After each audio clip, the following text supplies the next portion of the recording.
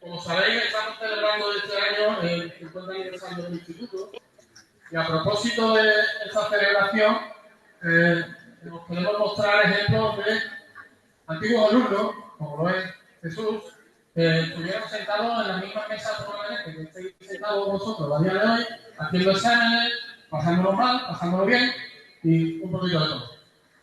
Se llama Jesús Parra y está ahora mismo en su colegio de Nueva York. Sí. Es decir, estamos hablando con él, está a un montón de miles de kilómetros de distancia, nos ha hecho el inmenso favor y darnos la oportunidad de poder conectarnos con él, a contarnos su experiencia, pero ha hecho un esfuerzo, pues ha tenido que ir antes al trabajo y tal, 6 horas de diferencia. Está aquí súper temprano en Nueva York ahora mismo y bueno, vamos a escucharlo. Jesús no es un ejemplo de triunfo constante desde el principio. Él, en las charlas que hemos ido teniendo y los medios que hemos intercambiado, y las conferencias, etcétera, para tercero y cuarto de eso, me corrige Jesús, si me equivoco, pues por ejemplo repitió. Es decir, que no me fue bien hasta que, por lo que sea, él nos contará ahora, se dio cuenta de que era hacerlo de otra forma y encontrar su camino para llegar a su destino, que es como nos ha querido proponer la charla de hoy. Tenemos una pequeñita técnica que hemos solucionado gracias a que está aquí, y me permites algo que te mencione también, está con nosotros también Alejo, que es hermano de Jesús y que también fue antiguo alumno del instituto, con lo cual en realidad tenemos dos hermanos que se están viendo en una charla que me parece súper emotiva, muy bonita, y que la pequeñita técnica que tenemos es que nos ha fallado un audio determinado y vamos a tener que hacerlo gracias al teléfono móvil, pero no se va a notar nada. Si esto lo digo, no hubiera dado cuenta. Así que muchísimas gracias, Jesús, por estar con nosotros.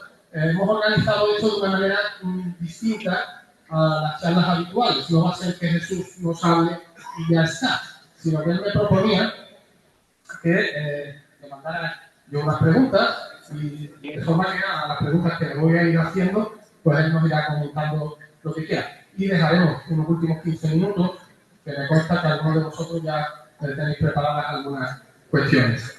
Vivía aquí al lado, Jesús, en la esquina de la calle Alfarería con San Jacinto, y procede de una familia humilde, con lo que en principio parecía que iba a ser a seguir con el pequeño negocio familiar, y bueno, Jesús no optó por esa solución y a día de hoy es profesor en Nueva York. Muchísimas gracias, Jesús. Te dejo que comentes algo. Tenemos que estar con esta historia así aquí arriba abajo y enseguida empezamos con la pregunta.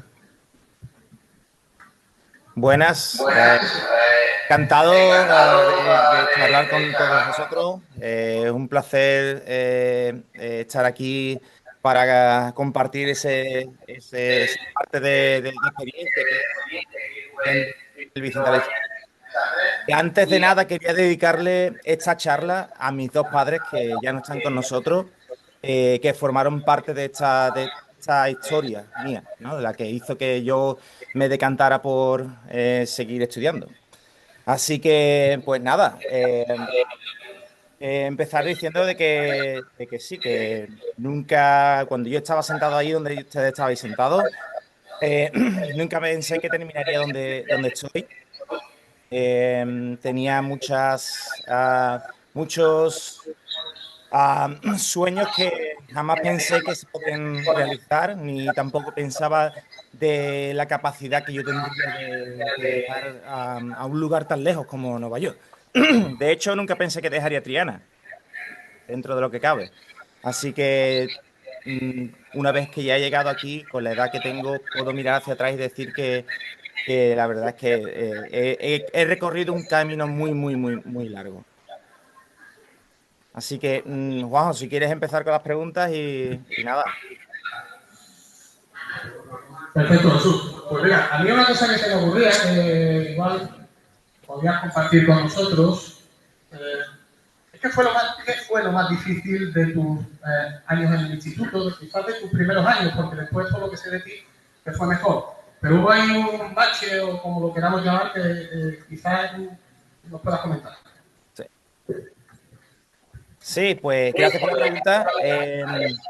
Creo que lo más difícil para mí, en los primeros años en el instituto fue encontrarme a mí mismo. ¿Quién era yo? O sea, ¿qué quería ser yo? ¿Qué parte quería formar en lo que es esta sociedad, ¿no? Entonces yo llegué muy perdido. Yo llegué del colegio con 14 años pensando de que, bueno, yo voy a trabajar en el negocio familiar, que era un kiosco de prensa. Yo voy a ser kiosquero y como mi hermano lo está haciendo, y ya está. No puse todo el esfuerzo que yo quisiera, que yo debiera en las clases, ¿no? Entonces yo prestaba atención más o menos, pero como tenía que trabajar en el negocio familiar después por las tardes, pues se me olvidaba el cuaderno, no, me ponía trampas a mí mismo para no estar al 100% presente en todo lo que tuviera que hacer, ¿no? Entonces, llegó un momento en que, aparte, con 9 años me diagnosticaron diabetes tipo 1. Llegó un momento en que yo, bueno, mis padres me manejaban la diabetes, yo era un niño un poco mimado, era el más pequeño. Cuando llegué a la escuela, cuando vi que todos mis amigos de la escuela se separaron, fueran distintos, mis amigos más cercanos cayeron en otras clases, como que yo me perdí. Estaba totalmente perdido. De hecho, como has dicho antes, repetí tercero de la ESO, me quedaron 7, eh, con mucho orgullo, me quedaron 7, al año siguiente repetí, me quedaron 5 y pasé a cuarto de la ESO, quedándome 5 de tercero, más hacerle frente a cuarto de la ESO. Repetí cuarto de la ESO, está claro, con las 5 del año anterior, que no aprobé ninguna. Y en el último año me dieron el año de excelencia, ¿no? Que te dan antes de echarte del instituto, porque evidentemente ya había cumplido los 18, cumplía los 18 al final de ese año.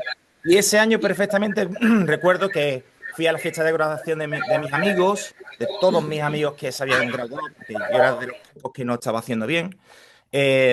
Y como que me dio mucha pena, ¿no? Dije, ¿por qué no puedo ser yo igual que ellos, ¿no? Es verdad que había tenido muchas lagunas de aprendizaje por el tiempo que pasé fuera del colegio por la diabetes y eso la había ido arrastrando, ¿no? Pero cuando llegó ese año, Disculpa, Jesús, se nos ha parado el enlace. Un segundito, por favor. sí, me escucha. Escucha porque está por WhatsApp conmigo. Vale, vale.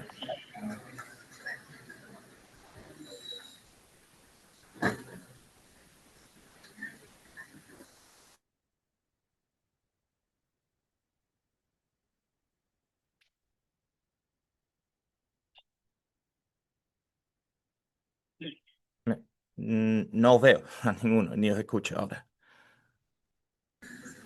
¿Ahora? ¿Me escucha? Sí.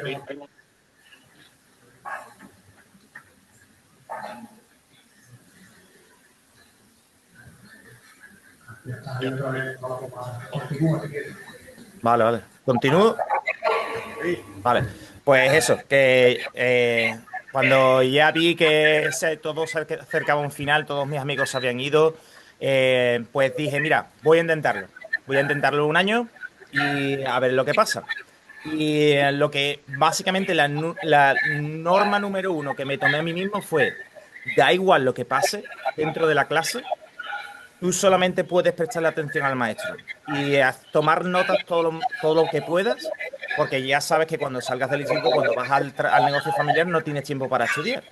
Y de repente fui un niño de que no prestaba atención, que siempre charlaba con gente alrededor mía, a sentarme en la primera línea, a aislarme de todo lo que tenía alrededor, de todos los estímulos, de todos los compañeros que estaban haciendo gracias o que no querían charlar conmigo, para solamente enfocarme en un solo mono de comunicación que eran mi maestro y yo. Y el resto, no sé lo que pasó, todas las piezas empezaron a encajar. Mis maestros profesores que se encargaron de que me motivara y que creyera en mí mismo, ¿no? Que esa era la primera de las cosas más difíciles, que no creía en mí mismo. No pensaba que yo podía ser exitoso. No pensaba que yo podía sacar esto adelante. Así que finalmente gracias a muchos profesores de la época. Pedro Ruiz fue uno de mis profesores, que yo sé que viene ahora a charlar esta semana, fue uno de los profesores que me cambió la vida. De hecho, en mi manera de enseñar tengo muchas cosas de Pedro Ruiz. Y Pepe Lorente, que fue el profesor de educación física, pues para mí también básicamente intenté imitar ese modo de vida, ¿no? Soy diabético, tengo que tener una vida saludable, hacer ejercicio diario y a mí personalmente me gusta tener vacaciones. Y claro, maestro de educación física, todo eso era lo que me llamó a mí la atención. Y como yo era amigo de compañeros de clases de los hijos de Pepe Lorente, tanto el mayor como el menor, yo me di cuenta de que era la vida que yo quería, ser maestro de educación física. Así que empecé mi andadura, encontré más o menos el camino que yo quería seguir, ser maestro. Voy a pararme aquí, así que seguimos con más preguntas. Sí, sí, no vaya a ser.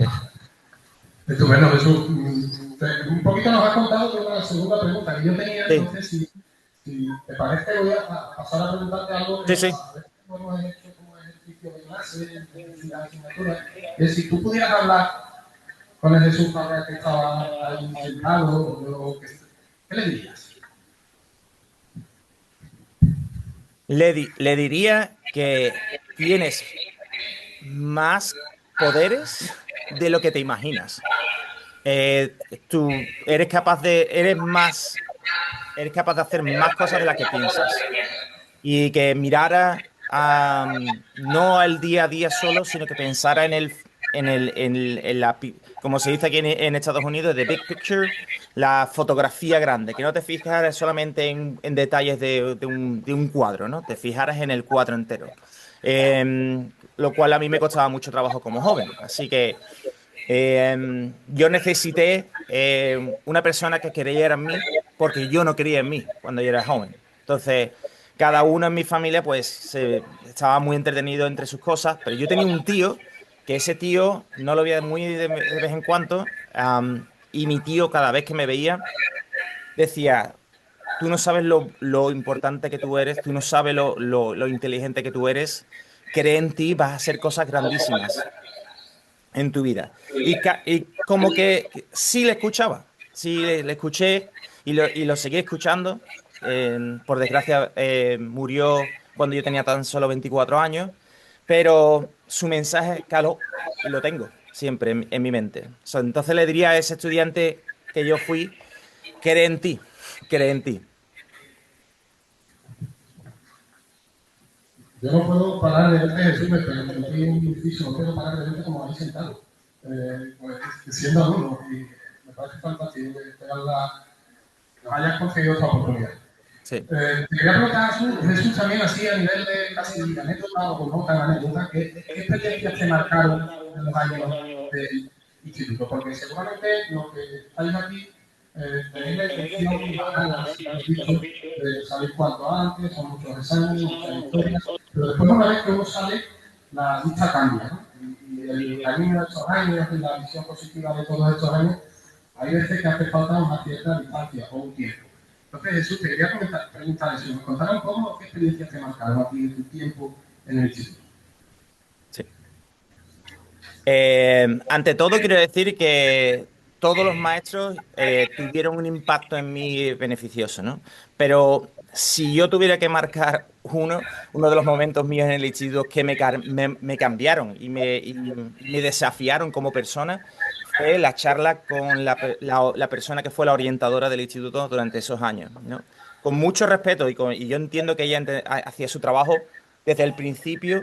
Ella entendió que yo y voy a poner, abro comillas porque me dijo, tú no vales para estudiar, tú solamente vales para trabajar.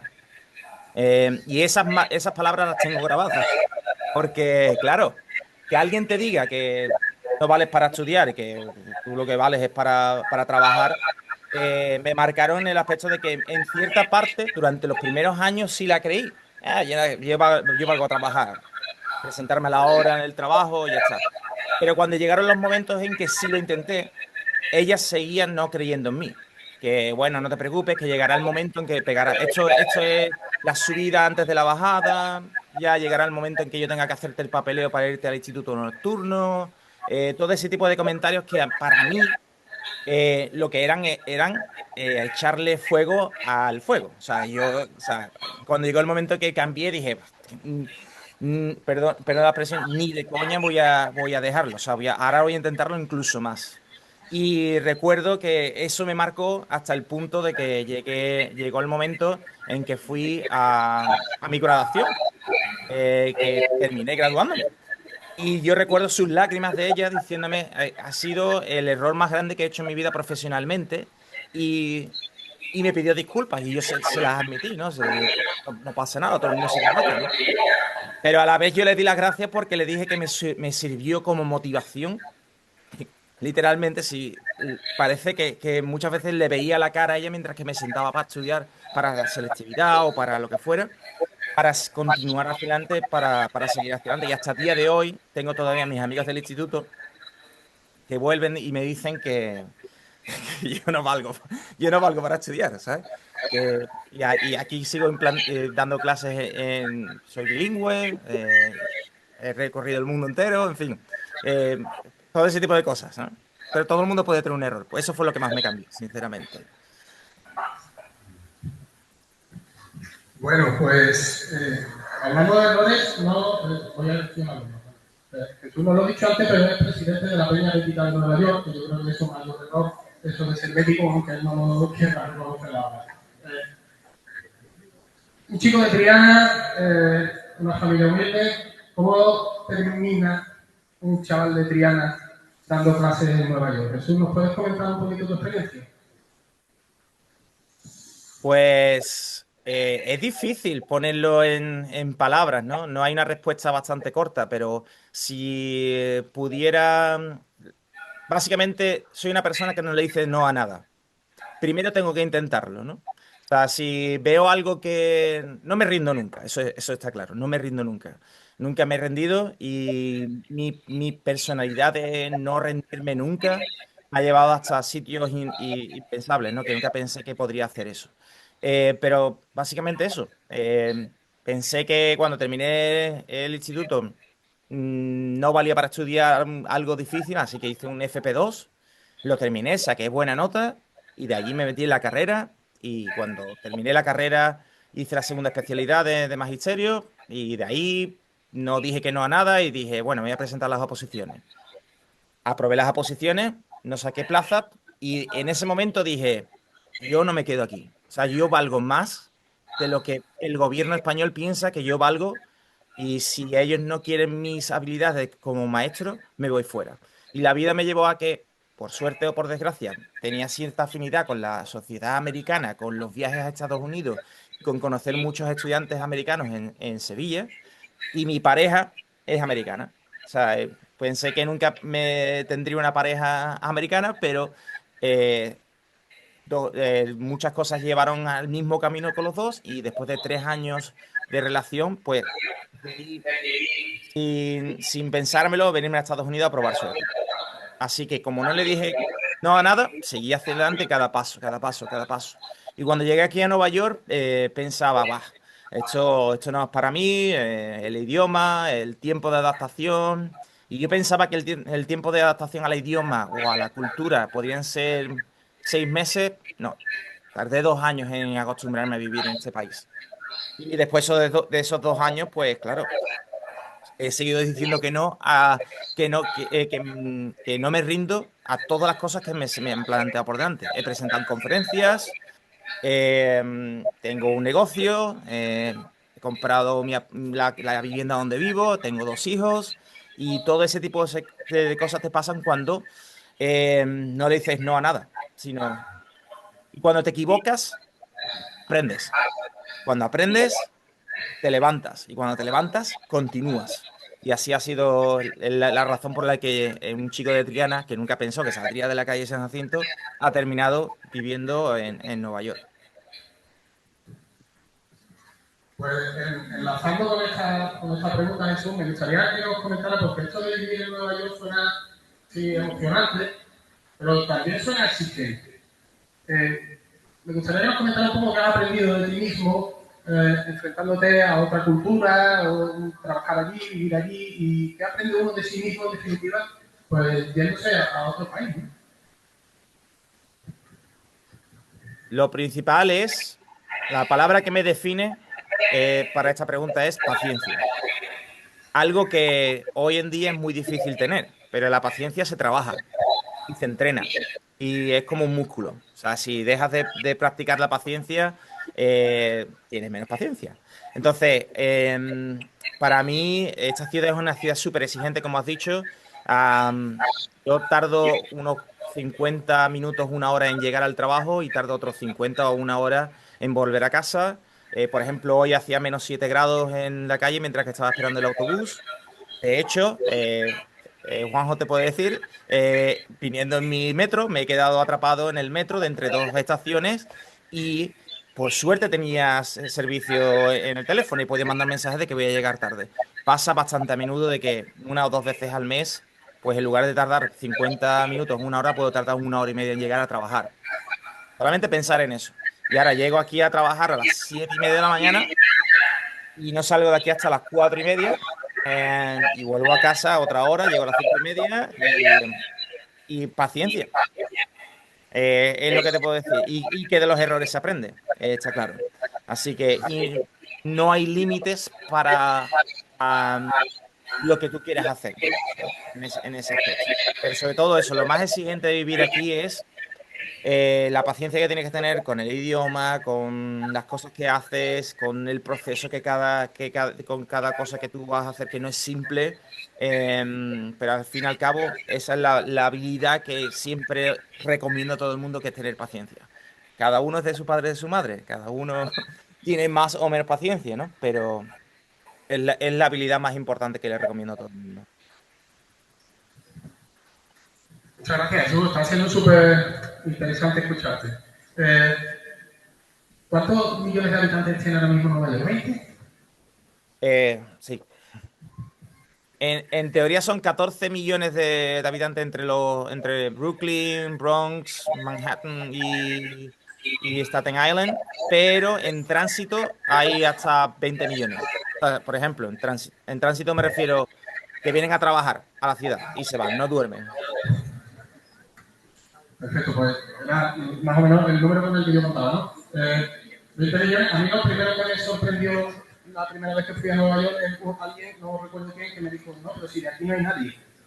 Era como, nadie es de allí, todo el mundo ha ido de fuera de allí, ¿no? Enlazando con esa idea de convivencia de culturas, que creo que es algo que está súper de actualidad, el tema de la inmigración, tanto allí como en Europa. Me gustaría que nos comentaras qué has aprendido al convivir con gente que allí que proviene de distintas partes del mundo, cada uno con su cultura, y cómo esa integración, bueno, cuál es tu experiencia, tanto como inmigrante que fuiste allí, como a la hora de tú convivir allí con gente de distintas procedencias. Pues al fin y al cabo, como has dicho, es verdad que la diversidad que hay en esta ciudad es increíble. Cada uno viene de muchísimas partes y cada día conoces mucha gente nueva. Al fin y al cabo, somos personas. Da igual de dónde tú procedas, da igual de dónde vienes, da igual cuál sea tu primera lengua. Cuando tú miras a los ojos a una persona, lo que tú tienes que entender es que todo el mundo al principio tiene buenas intenciones y siempre intentan comunicarse contigo, siempre tienen maneras de colaborar contigo o de trabajar contigo. Y al fin y al cabo da igual el color de piel, los rasgos faciales o su contexto sociocultural, tienes que tratar a todo el mundo igualitariamente. Me da igual de dónde vengas, cómo seas, dónde has estado antes, a todo el mundo se le trata, yo personalmente tienes que entender que tienes que tratarlos como son, personas, ¿no? Y el tema de pensar de dónde vienen y su contexto, para mí no importa para nada. De hecho, no presto atención y nunca me gusta preguntar cuál es tu origen ni nada, simplemente porque creo que al fin y al cabo somos todos personas. Y Jesús, te quería comentar también, o preguntar también, algo que probablemente vamos a tener en la cabeza ahora a la hora de escucharte, ¿no? es que, ¿qué diferencia encuentras entre los jóvenes de allí, a los que probablemente tú le des clase y a los que no le des clase también? Lo que ves en la sociedad americana de diferencia entre los jóvenes allí y los jóvenes aquí, me gustaría que nos comentaras un poquito. Pues por culpa de la globalización y de las redes sociales y de la tecnología, no hay tanta diferencia. No hay tanta diferencia. Suele haber los mismos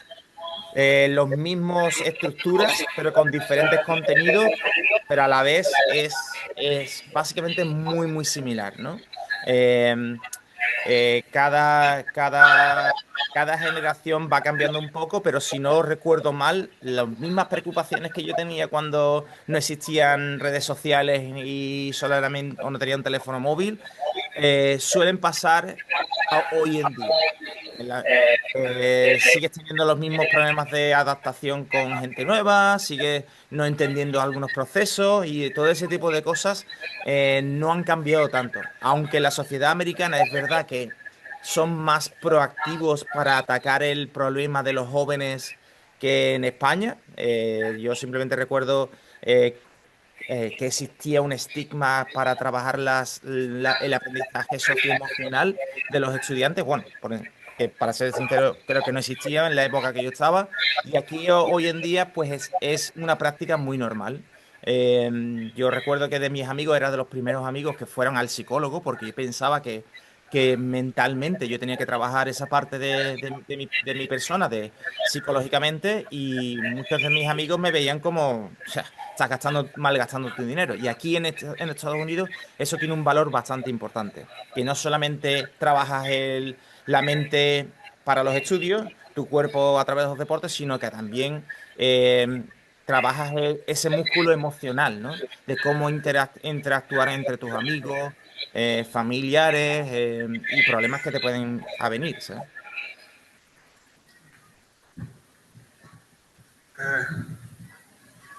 Mm, Voy a seguir con las preguntas que Sí, te, sí, que sí, te sí, sí. comentaba, pero me ocurre como si estuviéramos en casa de ciertas cosas y tal. En un segundo tú me lo preguntas. Muy bien, Jesús, me gustaría que nos comentaras un poco. Aquí hay ahora mismo, no sé, no creo que no lo ves entero, está de alto, pero aquí hay 130 butacas y sillas extras que hemos tenido que añadir.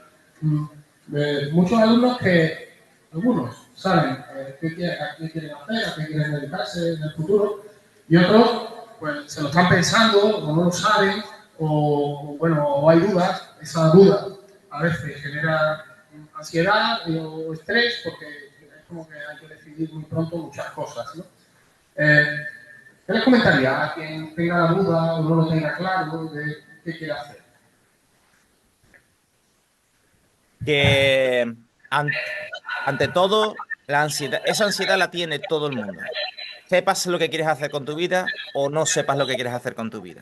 Entonces, tienes que aprender a vivir con esa ansiedad porque esa ansiedad no se va a ir nunca. Se va a ir, se va a hacer más pequeña, se va a hacer más grande y siempre hago la comparación entre cuando está lloviendo, ¿no? Tú estás esa ansiedad que tú tienes por qué va a ser tu futuro es la lluvia, que tú cuando estás en casa, estás viendo una película, escuchas la lluvia, lo cual prestas atención a la lluvia, le estás prestando atención, mira por la ventana, oh, mira, está lloviendo un montón.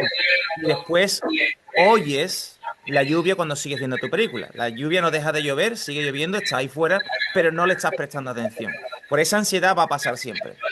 Entonces, esa es como la ansiedad es como la lluvia, ¿no? ¿Le prestas atención o solamente la oyes y tú sigues trabajando en lo que quieres? Entonces, mi recomendación siempre es, como os he dicho al principio, yo tuve que encontrarme a mí mismo. ¿Quién era yo? ¿Qué quería yo en la vida para mí, ¿no? Aunque yo viera que los caminos estaban muy, muy cerrados o muy turbios, que yo nunca pensé que terminaría siendo maestro, yo pensé que vamos a ir paso a paso. Voy a terminar la ESO, ¿no? Cuando terminé la ESO, fue cuando se me abrieron un montón de oportunidades como ir al instituto nocturno, cambiarme de centro, o la opción que yo quise, que yo decidí tomarla, que es la de quedarme y seguir estudiando a ver qué pasa, ¿no? Y en esos años, cuando ya estaba estudiando, fue cuando decidí mi camino. Pero hubo miles de posibilidades de yo poder haber hecho que no fueran estudiar. Entonces, son años en los cuales tenéis que estar muy atentos a lo que a vuestras preferencias. ¿Qué os gusta? ¿Qué no os gusta? Hacer un poco de investigación. Hoy en día tenéis mucha información al alcance de vuestras manos, pero al día a día tenéis que encontrar a vuestra yo, a vuestra personalidad para decidir qué queréis hacer con vuestra vida. No es fácil, venga. Yo a veces pienso que me he equivocado, que me gustaría estudiar informática o yo qué sé. Es súper complicado eso de uno encontrarse. Eh, Me gustaría decir, no estamos terminando, pero voy a hacerte esta pregunta ahora, ¿vale? Para enlazar con otra que vendrá después. Si pudiera dejarle un mensaje a los estudiantes que te escuchan aquí en distintos cursos,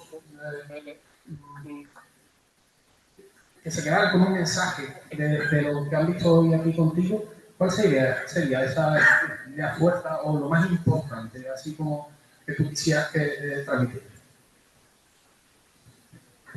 Pues voy a mencionar un quote, como se dice en inglés, una frase que se hizo muy popular durante las elecciones de Barack Obama, al presidente Obama, que es sí se puede, yes you can.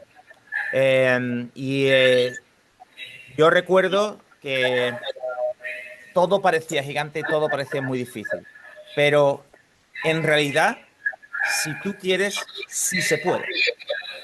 El mensaje para vosotros es, ningún objetivo es grande suficiente para vosotros para no alcanzarlos. Si sois capaces de alcanzarlos, si os ponéis todo lo que tenéis para llevar a cabo eso. Entonces, mm, nunca penséis que hay nada es imposible. Nada que se os ponga delante no podréis resolverlo si decidís hacerlo. Si buscáis ayuda, seguro que encontraréis ayuda, familiares, no familiares. Si de verdad creéis en que queréis eso, todo se puede llevar a cabo con tú, empezando contigo mismo y delegando y buscando la ayuda que necesites para llevar al cabo de eso. Yo siempre diré que no soy quien soy si no fuera por la ayuda y el aprendizaje que he tenido de todas las personas que han formado parte de mi vida, a las cuales estoy eternamente agradecidas.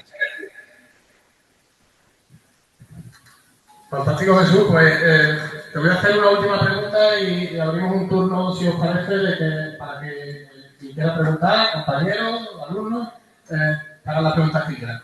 A ver, me va a salir la vena filosófica comentándote algo. En esa decisión que tienen que tomar ellos respecto a qué van a hacer en el futuro y cuál es su destino, cuál es su camino, cuál es lo que quieren hacer. Eso cuando a ti te pasó, digamos, fue una decisión racional, fría, pensada, así en plan como el jinete del mito de Platón, o fue una decisión por algo que sentiste. ¿Fueron emociones o fue razón lo que te hizo encontrar un poco lo que querías hacer? Porque seguramente ellos en muchos casos están en esa situación, ¿no? Por un lado, este carrera tiene más salida, no sé qué, no sé cuánto, más socialmente respetada que otra, pero me gusta. Entonces, ese juego que se produce a veces entre razón y emociones a la hora de tomar tu decisión, me gustaría que nos comentaras un poco cómo lo viste tú. Pues fue una decisión totalmente racional. O sea, que yo no había, en mi familia no ha habido ningún maestro, no ha habido, de hecho soy el único de los tres hijos que estudió una carrera y no pensé en tomar una decisión de ser maestro que por otra manera que no fuera de que yo pensaba que era la vida que quería tener.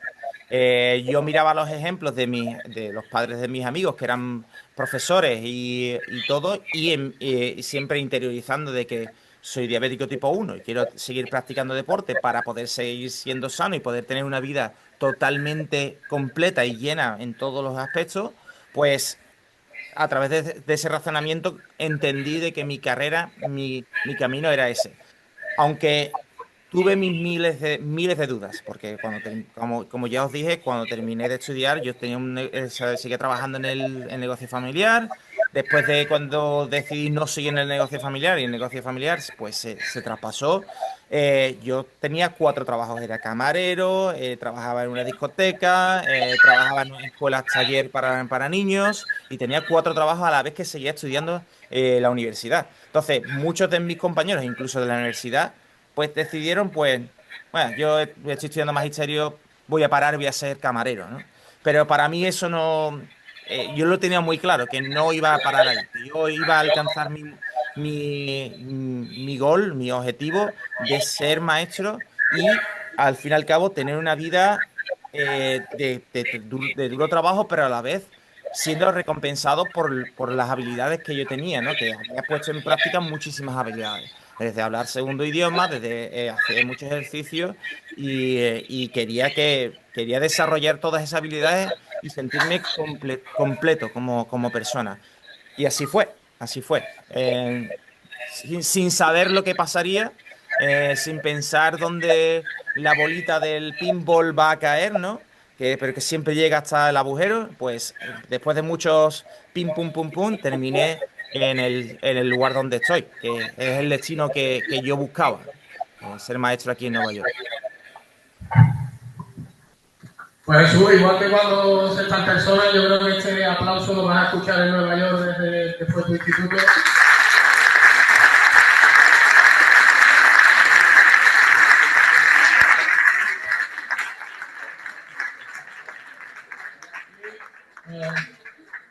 No sé si le voy a quitar la pregunta a alguien, pero yo esta no te la he hecho la vez que hemos hablado, pero no me voy a quedar en la gana tampoco. ¿Cómo llega también un chaval de Triana a ser presidente de la Peña Bética de Nueva York? Pues, pues ante todo, mira, soy bético y diabético. Eso es lo primero. Mi abuelo fue jugador del Betis del 1923 al 1925. Entonces, yo siempre escuché a mi madre que él fue jugador del Betis, que su madre lavaba las camisas para los partidos, que eran por entonces solamente 11 jugadores. Y pues mira, yo he sido siempre del Betis, lo he llevado siempre en el corazón a todos sitios donde he ido. He sido socio durante muchos años. Y ahora, pues, cuando me mudé aquí, lo primero que me pasó por la mente es dónde voy a ver los partidos del Betis, ¿no? Que por entonces estaba en segunda división. Eh, Aparte de intentarlos verlos de manera pirata, pues ya me enteré a través de un amigo por Facebook de que habían fundado una peña del Betis aquí. Así que en 2012, 2013 fue cuando empecé a visitar la peña, que está en la calle 38, muy cerca de aquí. Y nada, pues después de que uno de los fundadores se fuera de vuelta a Sevilla, en 2016 ya me hicieron a mi presidente. Y nada, pues aquí estoy, que cada vez que hay un partido importante o viene alguien a visitar, pues voy allí. Han pasado por la peña desde jugadores al presidente de Ángel Aro, vicepresidente. Y bueno, es un honor que cada vez que hay algo de tema de televisión, de redes sociales, pues estoy ahí para representar a los béticos del universo, los béticos del mundo.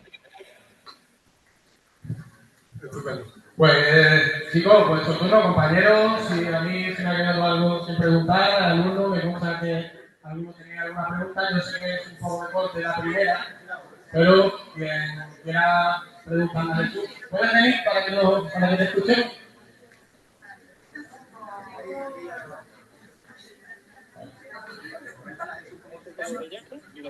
Hola, ¿está ahí? Hola, Hola. soy Lía. Yo quiero saber qué diferencias de cultura y estilo de vida fueran más difíciles para ajustar con. Vale. Pues buena pregunta, muchísimas gracias. Lo primero es las horas de sol. La temperatura y las horas de sol y culturalmente también el tema de las comidas fue lo más duro. Yo venía de una Sevilla, no vivía en otro sitio que no fuera Sevilla, acostumbrado a muchas horas de sol y buena temperatura, a desayunar a las 9 de la mañana y almorzar a las 2 y cenar a las 9 o las 10, irte a la cama a las 11 o las 12. Pues pasé aquí a desayuno a las 6, almuerzo a las 11 de la mañana. Ceno a las 5 y a las 8:30 está el tío en el sobre que al día siguiente el despertador suena a las 5:45 de la mañana. Así que eso fue lo más duro. Y sobre todo que aquí el cambio de la hora, estamos ahora en la época más triste del año para mí porque se hace de día a las 7:15 de la mañana y se hace de noche a las 4:15 de la tarde. O sea que muchas veces, por no decir siempre, salgo de casa de noche, llego al trabajo de noche, me meto en mi oficina que no tiene ventanas y salgo de noche. O sea, no veo la luz del sol. Me vuelvo pálido durante los 3 meses estos de nada de sol que recibo. Eso fue lo más duro. Bueno, gracias, Jesús. ¿Alguien más? Me consta que había más preguntas preparadas y ahora nos da un poquito de corte. Vente para acá.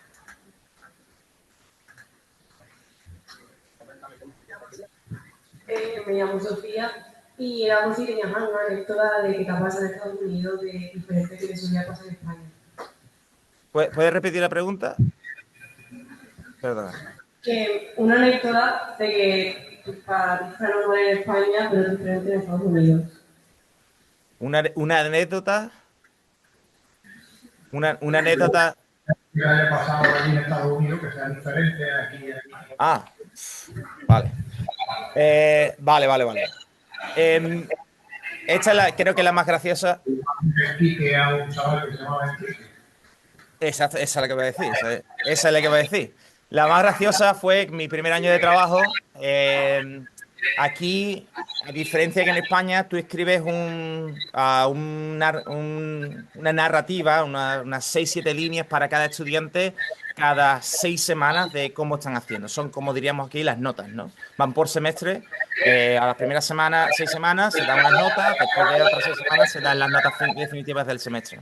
Entonces, en mi primer año decidí darle nombres españoles a todos mis estudiantes. En ese grupo específico de octavo de primaria aquí, que sería segundo de la ESO, tenía dos Enriques, dos Henrys. Entonces a uno lo llamé Enrique y a otro lo llamé Quique. Quique hay muchas maneras de deletrearlo, pero yo decidí K-I-K-E. Y mandé el reporte a mis jefes lo leyeron y mis jefes se lo mandaron a los padres. El director de colegio me llamó a los 2 o 3 días y me dijo, ven hacia acá, que quiero decirte que te tengo que hacer una pregunta bastante importante. ¿Por qué has decidido llamar a este niño Quique? Y yo, pues porque en España Enrique se puede llamar Enrique o Quique. Dice, ¿tú sabes lo que significa la palabra con K-I-K-E? Y yo ni idea. Dice, es como la palabra N. La palabra N para las personas de color es muy mala decirla, ¿vale? Pues la misma, pero para judíos. Y el niño era judío. Lo cual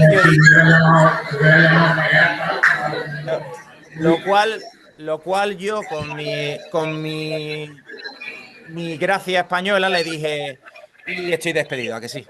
Y me dijo, no estás despedido porque sabemos que aterrizaste aquí hace menos de un año, que tu inglés es bueno, pero no culturalmente no tienes por qué saberlo todo, y las familias te conocían ya porque aquí se hacen una especie de reuniones con los padres antes de que empiece el curso escolar y entendieron de que tú no tenías ni idea de lo que significaba. Así que no ha habido ofensa, lo cual pues no ha pasado nada. Pero hasta el día de hoy siempre pienso que me podían haber despedido a los 3 meses de haber empezado a trabajar aquí. Así que, pero bueno, ahora lo miro como algo gracioso. Por entonces, no veas.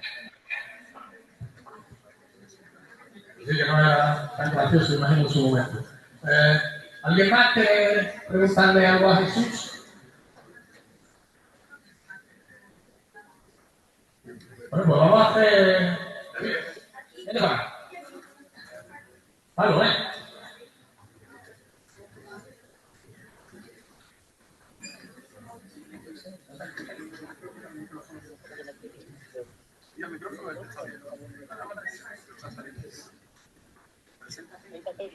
Vale, yo soy Pablo.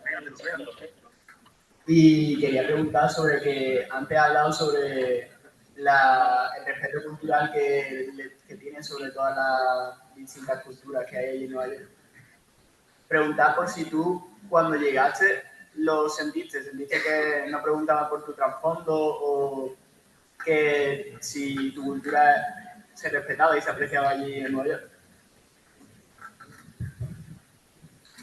Muchas gracias, Pablo, por esa pregunta. Muy buena pregunta. Pues sí, la verdad es que lo más importante para mí, que también me sentí como que yo pertenecía a este sitio, era el que la gente no te prejuzgaba por tu aspecto, ¿no? Ni por la forma de llevar tu ropa, ni por tu etnia, ni por tus rasgos físicos, ni por cualquier tipo de cosa. Entonces, desde el principio sí noté eso, de que todo el mundo, como diríamos, muy profesional en el aspecto de cómo tratar al resto de las personas. Y sé que Nueva York tiene la fama de ser un sitio bastante arisco, ¿no? En el aspecto de que la gente es muy agresiva, que está muy saturado todo, pero a nivel personal, a nivel profesional también, sí, la verdad es que no soy... No puedo recordar ningún momento en que se me dijera, tú es que eres español, o tú no hablas bien mi idioma, o tú tienes un acento, cosas que normalmente las he escuchado más en España que aquí en Estados Unidos, sí. Pues bueno, ¿alguna pregunta más? ¿Había alguna mano por allí? Vente para acá. Samuel.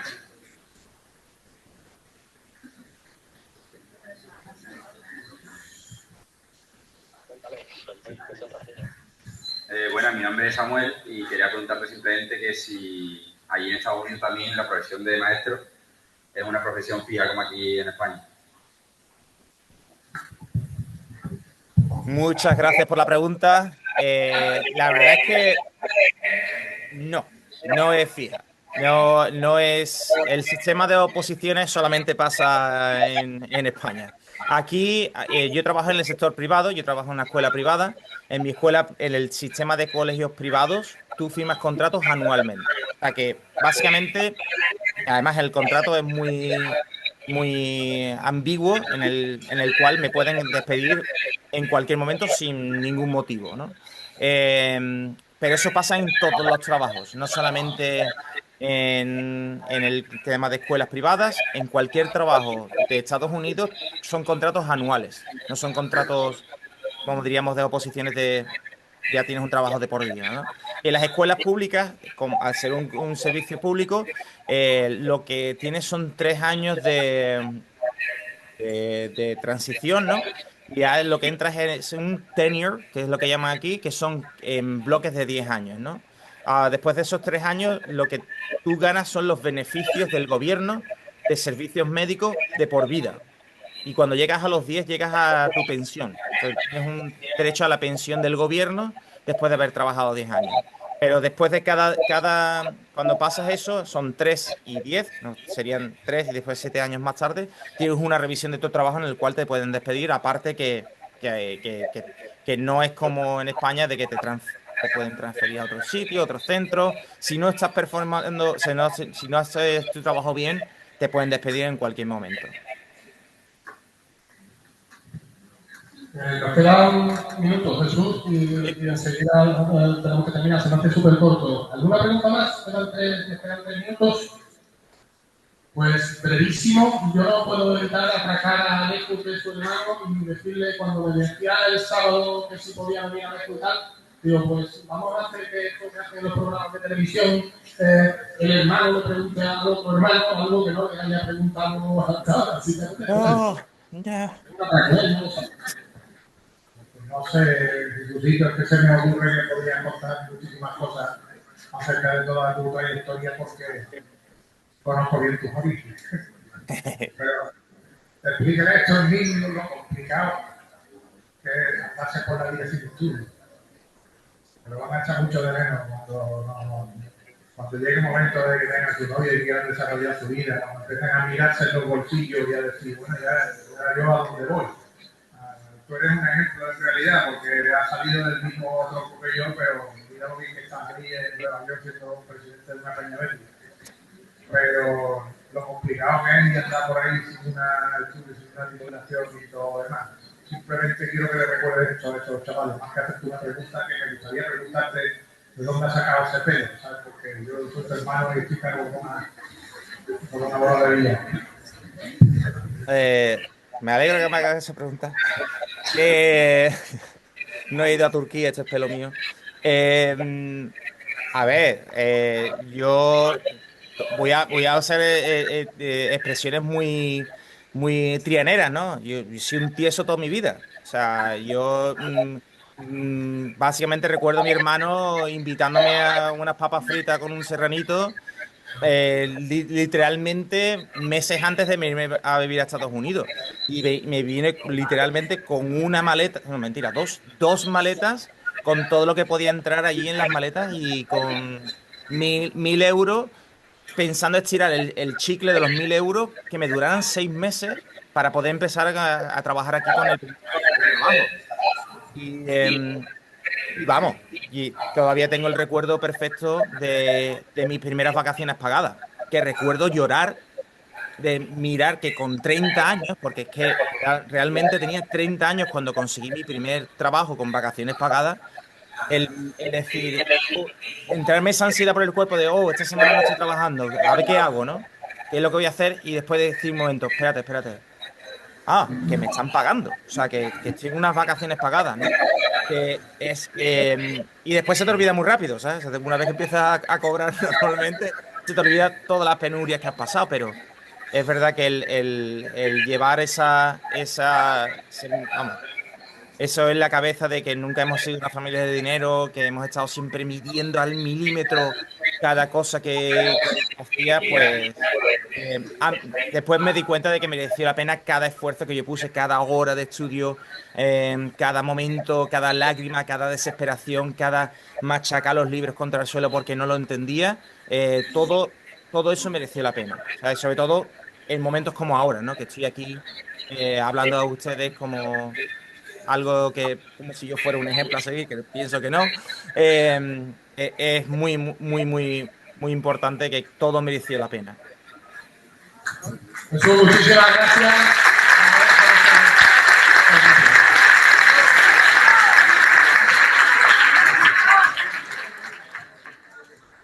Muchas gracias.